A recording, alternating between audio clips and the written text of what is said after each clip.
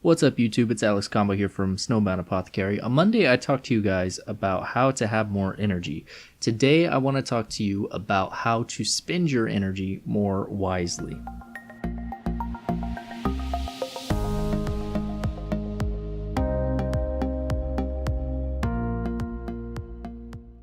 I would say the very first step to spending your energy more wisely is releasing what you can't control. That means that anything that's going on around you that you have absolutely no control in, you don't let it get to you. There's always things going on that you have no control over, and there's no point for you to let it get to you. If you have to go to work tomorrow, you can't control that. You have to go to work tomorrow.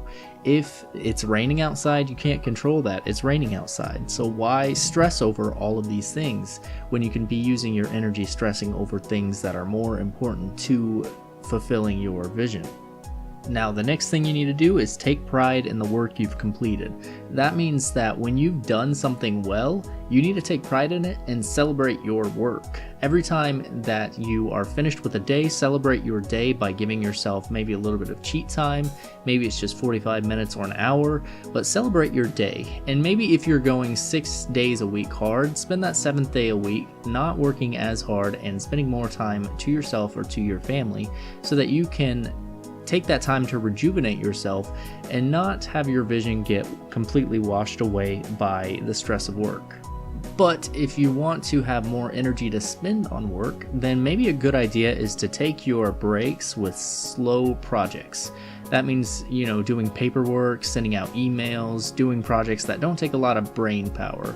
Maybe you're recording data or doing data entry or something along those lines. If it doesn't require much brain power, then it's typically something good for you to take a break on because your brain isn't overworking itself like it would be if you were doing something like talking to someone on the phone over a sales call or spending time in a meeting. You got to think about these things because these things are going to be what save you that extra time in the day. And if you want to spend 15 minutes a day working on these slow projects to just kind of get your energy back instead of spending that 15 minutes doing something else, then you're looking good because you're spending that 15 minutes being productive, even though it's just something small and short productively, but it's still going into somewhere where you're actually growing your business and growing yourself. Have your mindsets be Arctic. Arctic mindsets allow for hard work with minimal stress. That means that you can kind of chill out over things that don't really matter, or you can just chill out when you're working so that you're not overworking yourself by causing you to be super stressed out over what's going on, because emotions cause energy, and if your emotions are kind of slightly turned off for a little bit while you're doing your work, then you are minimizing your energy spent and you're able to spend that energy in better places. But on the stark contrast of this, you need to burn with rage for self-mediocrity.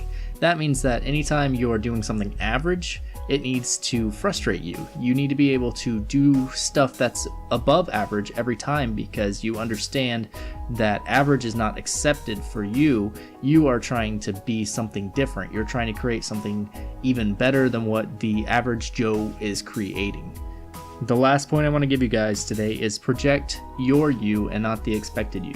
That means everybody around you is going to have a certain opinion of who you are and what your role is, but you need to be yourself and not who they want you to be.